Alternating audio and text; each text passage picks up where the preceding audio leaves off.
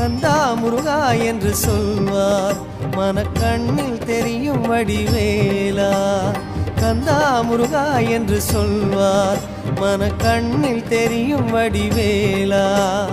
ஆற்றுப்படை நாயகனே, ஆறுதல் தருபவனே, ஐயா பரம்புன்றின் முருகோனே.